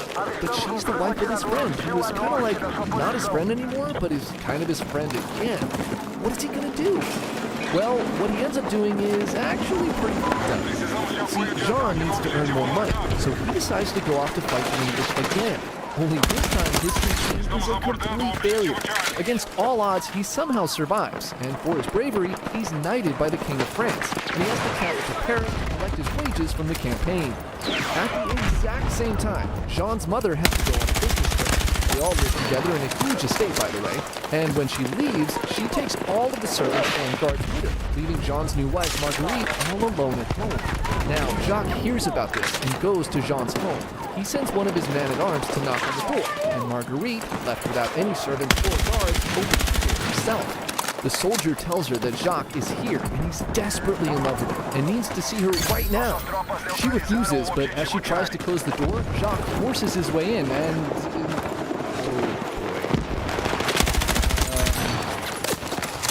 let's just say he does the thing that rhymes with the word grapes. Violated, Marguerite is on the floor crying, and as he leaves, Jacques threatens her, saying if she tells anyone, she's dead. Jean returns home, and Marguerite tells him everything. He's furious and immediately files a criminal case against Jacques. But guess who the judge is? That D-bag Count Pierre, Jacques' new best friend, and the case is thrown out immediately. Jean goes to Paris to appeal the case to the King of France himself. He shows the people in Paris that Marguerite is now pregnant. I mean, come on! But this doesn't do much because common knowledge of the day says that it was impossible to get pregnant from With no witnesses other than Marguerite and Jacques, the courts say that they have no way to determine who's telling the truth. So Jean demands a trial by combat, an archaic form of judgment where two men fight to the death to see who's correct. If the courts can't decide who's telling the truth, they'll let God decide by shining fortune on one of them. Jacques is also pissed that his name is getting dragged through the mud, so he countersues Jean for defamation and abuse of rule. Now, by this time in France, trial by combat is considered pretty barbaric and not something civilized people should be doing. But the king, he's actually super into the idea. Like, so much so that when there's a chance to win the fight, he pushes the whole event back to make sure he can be there. So, on December 29th, 1386, the king, along with a crowd of nobles and spectators, gather at the Abbey of Saint-Martin-de-Champs in Paris to witness these two former friends fight to the death. Marguerite is also there, dressed in black, as today may also be her funeral. If Jean loses, it will mean that God has decided she was lying, and she will be burned at the stake as punishment. Before the bout begins, official orders from the king are read to the crowd. Throughout the event, no one is to say a word. If anyone does, they'll have a hand cut off as punishment. You can't have anyone putting curses on the combatants and clouding God's judgment after all. Both men are dressed in full steel-plated armor and carry into the arena the holy trinity of weapons, a lance, a battle axe, and a longsword, along with a long dagger. The battle will begin on horseback and continue until one man submits or dies. The two men mount their horses at opposite ends of the arena and are handed their lances. The trial of combat begins, and the two men charge towards each other and strike the shields of their opponent. Both reeling, they ready for a second pass, and this time both men strike each other in the helmet. Their ears ringing, they charge again for a third pass, again striking each other's shields, splintering their lances in the process. They turn their horses and draw their battle axes and charge in for a fourth pass, and this time Jacques swings his axe and cuts the neck of Jean's horse, killing it instantly. Jean tumbles to the ground. He scrambles back to his feet, turns and swings his axe, slicing the belly of Jacques' horse, who collapses, throwing Jacques to the ground. The two men draw their swords and charge at each other, swinging with evil intent. Jacques is the much larger man, and he quickly begins to gain the upper hand in the duel. He's battling Jean, who's struggling to defend against the powerful blows of his one-time friend. He can only withstand the beating for so long until Jacques finds an opening and stabs Jean in his thigh. The crowd gasps as this fight may soon be coming to an end, and Jacques steps back and looks up towards the spectators. With this small opening, Jean lunges at Jacques and drags him to the ground by his helmet. Lying flat on his back, Jacques cannot stand to laying him down. Jean pounces and begins viciously stabbing at his chest with his sword, but as hard as he tries, he cannot pierce it. He throws his sword to the side and takes Jacques' dagger. He begins to smash at the lock that secured Jacques' faceplate. A final strike breaks the lock, and he rips off the helmet, revealing the face of his one-time best friend. Holding a knife to his throat, Jean demands that Jacques confess to his crimes. Jacques defiantly screams, "In the name of God and on the peril and damnation of my soul, I am innocent." With this, Jean can stomach no more disrespect and plunges his dagger into the neck of his former friend, killing him instantly. The crowd erupts into cheers, and pages rush onto the field to treat Jean's wounded leg. Jean limps and kneels in front of the king, who's like, "That was fucking epic!" He gives Jean a prize of 1,000 francs, worth about $300,000 today, and a royal payment of... With this, Jean can stomach no more disrespect and plunges his knife, the corner weighing him down. Jean mounts him and begins viciously stabbing at his chest with his sword, but as hard as he tries, he cannot pierce the steel plating. He throws his sword to the side and takes out his dagger, and with its handle, he begins to smash at the lock that secures Jacques' faceplate. A final strike breaks the lock, and he rips off the helmet, revealing the face of his one-time best friend. Holding a knife to his throat, Jean demands that Jacques confess to his crimes. Jacques defiantly screams, "In the name of God and on the peril and damnation of my soul, I am innocent!" In front of the king, who's like, $1,000 today, and a royal payment of 200 francs a month, which is around 60K in today's money. Jean then limps to his wife Marguerite, and together they ride in a caravan to the Notre Dame Cathedral to give thanks to God for the long-awaited justice. They then live happily ever after. for about 10 years, and then Jean goes off and dies in a crusade. Bro just couldn't retire. Number 2, Miyamoto Musashi versus Sasaki Kojiro. It's not often we get to see two legendary fighters go up against each other in their primes, but this is exactly what happened in this story when Miyamoto Musashi went up against the most skilled swordsman of his time, Sasaki Kojiro, in an epic duel to the death. The date is April 13th, 1612, and on the shore of a small island off the coast of southern Honshu called Ganryujima, a samurai is silently seething in anger as he watches the sun begin to fall in the afternoon sky. He's a tall, powerful man who towers over his disciples, and on his shoulder, he's carrying a giant 3-foot-long sword called a nodachi, a weapon so big, only someone his size could even dream of using it properly. His name is Sasaki Kojiro, a man many at the time considered to be the most skilled swordsman in all of Japan. Months ago, he was challenged to a duel by a ronin named Miyamoto Musashi, and he's impatiently awaiting for his arrival. Musashi is late, and Kojiro is taking it personally. The inconsiderate behavior goes completely against the code of the samurai. The sun continues to set, and finally, a whole 3 hours later, a small boat appears on the horizon, casually drifting in the distance. Musashi is finally here, and Kojiro impatiently rushes to meet him at the shore. Now, Musashi, unlike Kojiro, who is a proper by-the-book samurai, is kind of a weirdo. For one thing, he's super tall for the time, standing nearly 6 feet when most Japanese men of the era were only around 5 feet. His appearance is also very un-samurai-like. His face and clothing are dirty, he never bathes, and his hair is an uncombed mess.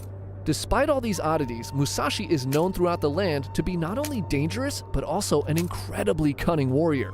By the age of 29, he had already fought and won 60 duels to the death, killing his first opponent at the age of 13, and he's currently wandering Japan seeking out and challenging the best swordsman he can find to test his skills with the katana.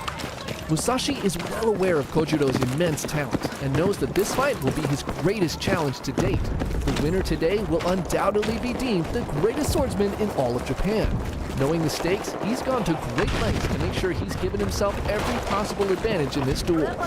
Musashi nonchalantly steps off the boat looking as dirty and disheveled as ever. He sees Kojiro's face and smirks. Kojiro is fuming after waiting 3 hours for his arrival. Musashi then feels his chosen weapon for the duel, a crude wooden sword that he made out of a boat. Instead of showing up on time, he had spent the 3 hours carving this thing on the ride over to the island. Seeing this enrages Kojiro even more. Musashi's not even giving him the respect of facing him with his infamous two-sword style, and instead is planning to fight him with this? Without the standard bow to begin the duel, Kojiro begins yelling at Musashi, scolding him for being so late. This disrespect will not go unpunished, and he unsheathes his sword and throws the scabbard to the ground, signaling this will be a duel to the death. Musashi casually comments, "You have already lost. You think you don't need your sheath anymore." And he lifts his wooden sword into a ready position. Kojiro, now fully blinded by rage, charges in using his signature technique called the swallow punch. Musashi barely dodges, and his headband is sliced off his head. He jumps away and positions himself with the setting sun at his back. The late afternoon sun reflecting off the water blinds Kojiro, and he squints to try to keep track of his opponent. Seeing this opening, Musashi heaves his wooden sword and with all his might strikes Kojiro with a blow to his head. Kojiro cannot defend himself properly, and the sound of his skull cracking echoes on the beach, leaving his disciples gasping in shock as his limp body falls lifelessly to the sand. The greatest samurai duel in history is over in just one strike. Musashi, seeing Kojiro's disciples beginning to go from shock to anger, quickly jumps back on his boat, and his oarsman brings him back to the main island with no celebration. Now, you may be saying, okay, that's pretty epic and all, but what's up with the boat? Well, that was actually part of Musashi's plan, too. He learned of Kojiro's giant odachi, and knowing he could not beat him with a standard katana, he carved his wooden sword to be 2 inches longer than Kojiro's weapon, taking away his greatest advantage. Musashi had carefully planned every aspect of the fight, from his late arrival, which he expected to upset Kojiro, positioning himself with the sun to his back to blind him, and his wooden sword, giving him the reach he needed to strike safely at a distance. With this victory, he's proven that he was not only the greatest swordsman in all of Japan, but also one of the greatest tacticians as well. Number 3, Andrew Jackson versus Charles Dickinson. Here in the US, we have a history of electing unhinged psychopaths to the office of the president. And out of everyone who's ever been commander-in-chief, I think Andrew Jackson is probably the craziest person we ever put in there.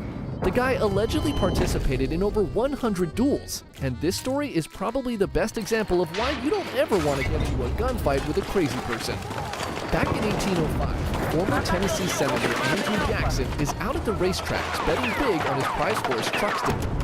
He's supposed to go up against another horse named Plowboy, owned by this guy Joseph Irwin. The winning horse was to take home $2,000, big money for the time, and Jackson was confident his horse was going to win. But days before the race, Irwin's horse gets sick and can't run. The men get into a disagreement about how much money Jackson should get from this situation, and most likely, Jackson is being a complete asshole, as he was known to be. Irwin's son-in-law, Charles Dickinson, hears of this and steps in. Dickinson, like Jackson, has a huge ego and a hot temper, and it doesn't take long before the two start slinging insults at each other in private letters and out in public. Dickinson calls Jackson a worthless scoundrel in one letter, and later at a party, he goes on talking shit about Jackson's wife, saying Jackson is getting some guy's leftovers as his wife hadn't even divorced her first husband yet. That one really pisses off Jackson, because, well, it's true. Dickinson pops off one last time, writing an article in the local newspaper calling Jackson a poltroon and a coward. Sick burns. And this one sends Jackson off the rails. 3 insults is just too much for him to handle, and he formally challenges Dickinson to a duel. Now, Dickinson is actually totally cool with this, because it's well known that he's an expert marksman with a pistol. Actually, probably one of the best shots in the state. So he accepts the challenge with full confidence he's going to put that asshole Jackson down for good. Meanwhile, Jackson's friend, knowing that Dickinson is a way better shot, tries to come up with all kinds of harebrained schemes to increase Jackson's chances of winning. They come up with a plan of trying to get Dickinson to shoot first, because maybe they can rush him and he'll miss, and then Jackson would have all the time he needs to aim properly. This strategy did have the risk of Dickinson, not missing, and Jackson dying before he had a chance to shoot. But hey, this was the best they could come up with. And I told you already, Jackson was unhinged, to say the least. By this time, dueling was actually illegal in the state of Tennessee, so the men crossed the border into Kentucky, and on the morning of May 30th, 1806, Jackson and Dickinson, along with their seconds, made the move to a secluded spot in Atterville. The two men marched to their positions 24 feet apart with their pistols in hand. The duel begins, and Dickinson expertly points his pistol at Jackson, aiming for his chest. He pulls the trigger, and in a flash of gun smoke, sends a lead ball hurtling towards Jackson and scores a direct hit inches from his heart. The former senator staggers back, clutching his chest. Blood seeps out from beneath his hand, staining his shirt, but Jackson does not fall. Dickinson lowers his pistol in disbelief. His aim was true, and that was surely a kill shot. Dueling rules stated that now he must stand still and allow Jackson to take his shot. He looks across the field and can't believe what he's seeing. The injured Jackson, face white as a ghost, still clutching his chest with one hand, slowly raises his pistol and takes aim. Jackson pulls his trigger, and Dickinson winces, expecting an impact, but nothing happens. Jackson's gun has misfired. Now, dueling rules say that a misfire still counts as a shot. The duel should have been over. But Jackson, he doesn't give a fuck about the rules and recocks his pistol and aims again. He pulls the trigger, and this time the shot rings out. The lead ball hits Dickinson square in the chest, and he falls to the ground. Though people try to save him, he bleeds out and passes away within 24 hours.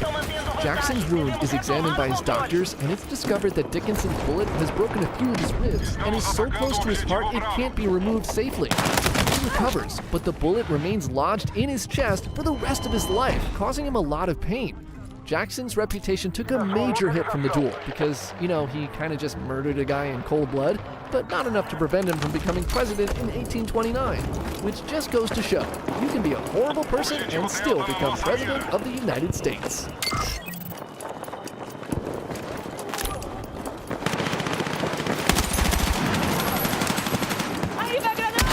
Today, we're going over a battle so epic that it's still being studied by military tacticians and historians over 2,000 years later. It's March 241 BCE, and a Carthaginian general stationed on the island of Sicily named Hamilcar Barca is planning his next attack. Carthage had been at war with the Roman Republic for 23 long years, and though the Romans have suffered incredible losses, for some reason they've stubbornly refused to give up. And now, Carthage is on the brink of bankruptcy. They're rapidly losing the war, and Hamilcar knows it. But he personally has never lost a battle, and he's determined to drive the Romans off this land or die trying. But out of the blue, he receives orders to stop fighting. The Carthaginian navy, once the most powerful navy in the world, had just been completely obliterated by the Romans. This loss sealed the deal for the politicians back home, and they want out. We're not fighters, we're stone-cold capitalists. Obviously. So they order Hamilcar to handle the terms of their surrender. Just give the Romans whatever they want and just get it over with. Hamilcar is enraged by the news, and he refuses to meet with the Romans. All those years he spent fighting, the lives of his men who had fallen in battle, was it really all for nothing? He sends one of his commanders to sign the treaty, and the terms of the deal that comes back are humiliating. The Romans' goals are very clear. They want to cripple Carthage so badly it can never rise up again. They demand 3,200 silver talents, the island of Sicily, and Carthage has to pinky swear to never ever declare war on Rome again. The deal is signed, and the First Punic War officially comes to a close. But Hamilcar, as hard as he tries, cannot move on. The deal with the Romans was humiliating, and to add insult to injury, they quickly stole the islands of Sardinia and Corsica when Carthage can't defend them. Every transgression committed by the Romans feels like a personal attack on the proud Carthaginian general, and he becomes completely obsessed with the idea of revenge. If the cowards in the Senate do not have the guts to fight back, then he will personally defend the honor of Carthage and bring Rome to its knees. He walks with his 9-year-old son Hannibal to a temple of their god, Baal-Hamon, and forces him to swear a blood oath that he will never, ever be a friend to Rome.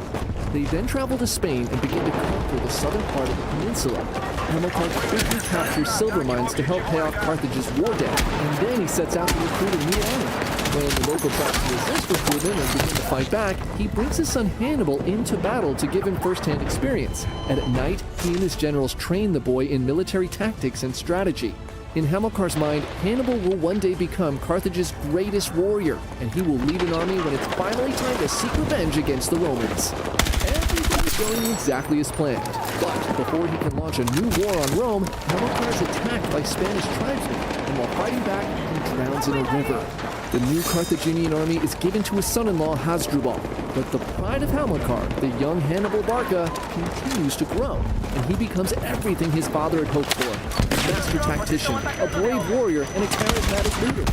Over the next 8 years, Hannibal would earn the complete loyalty of his father's army, and when Hasdrubal is assassinated in 221 BCE, the soldiers of Carthage unanimously vote for Hannibal to lead them.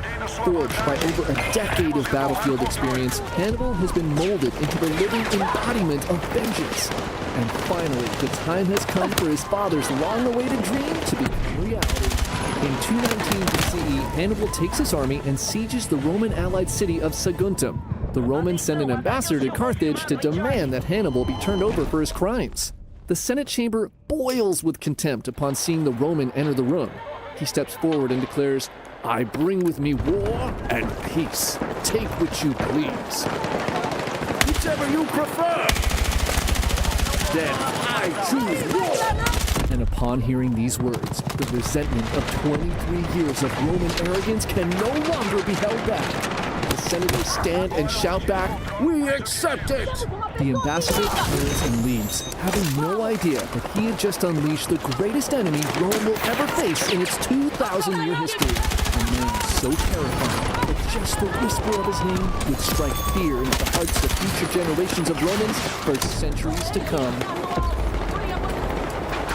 The Romans wasted no time sending out 2 armies to take on the Carthaginians. One led by the consul Scipio heading to Spain to deal with Hannibal, and the other under the consul Longus to Africa to go straight for Carthage. And I'm actually going to pause here to point something out that will be very important in this story. See, at the time, Rome was still a republic and was governed by a senate and 2 elected consuls who served 1-year terms. In addition to running the government, these consuls were also the commanders of the Roman military, so every army Hannibal fights in this story was essentially led by one of the 2 presidents of Rome. Can you imagine any of our recent presidents personally leading an army into battle? Anyways, Scipio lands in southern Gaul, ready to confront Hannibal, but he's shocked to find out that the Carthaginian army has already left Spain. He manages to engage part of Hannibal's cavalry near the Rhone River, but the rest of his army had moved on and was quickly marching east. Scipio hightails it back to Italy, just in case Hannibal tries to do something incredibly stupid, like trying to cross the Alps or something. I mean, it's already fall. He wouldn't be crazy enough to try to cross the Alps now. Ha!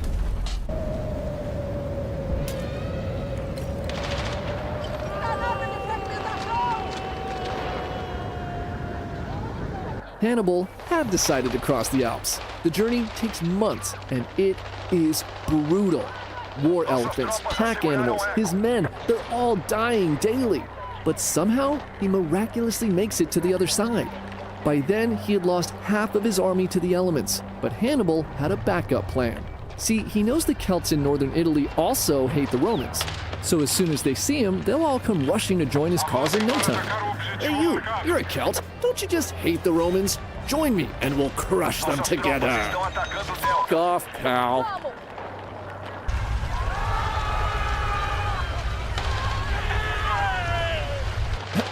As I was saying, don't you just hate the Romans? Join me and we'll crush them together.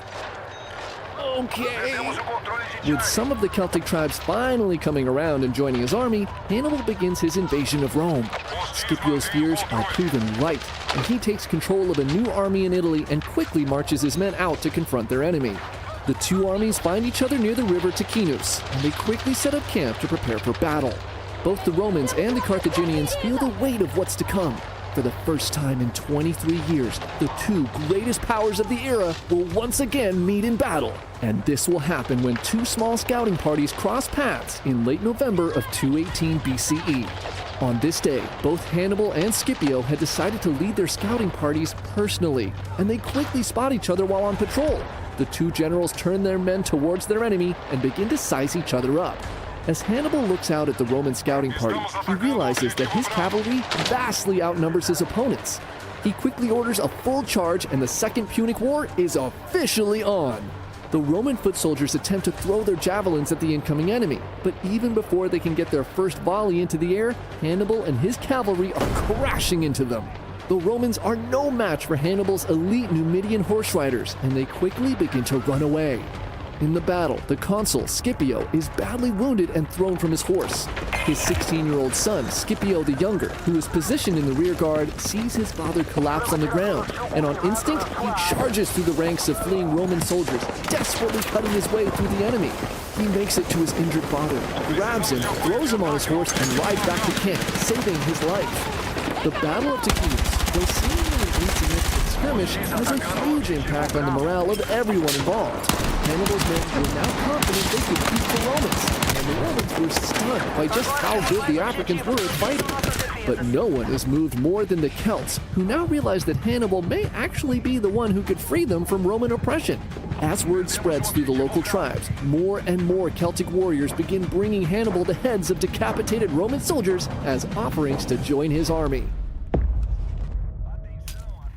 Now, when Scipio had realized that Hannibal might try to cross the Alps, he had sent word to the other Roman consul Longus to abandon the plan to invade Africa and to return to Italy immediately.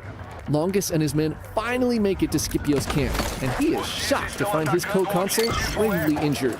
Scipio warns him that this Hannibal guy is no joke, and with winter quickly approaching, they should pull back and resume aggressions in the spring. But here's the thing. Remember how the consuls served one-year terms? Well, Longus and Scipio were about to term out, and for Longus, this was really bad. He still hadn't defeated Hannibal and become the hero of Rome like he said he would, and now time was running out. If he followed Scipio's advice, it would be the next guy who would get all the glory, and the thought of this made Longus sick to his stomach. So he decides to ignore Scipio's warning, and he marches out to beat Hannibal now. Longus folds Scipio's army into his own and heads out in search of Hannibal, whom he finds camped out near the river Trebia. On patrol, Hannibal sees the Romans setting up camp. They look pretty aggro, so he begins scouting the area, searching for the perfect battlefield. In his search, he discovers a dried, overgrown riverbed, and upon seeing this, he smiles. He rides back to camp and instructs his men on the game plan. Longest has no idea what's coming, and he's about to learn firsthand that there are levels to this game.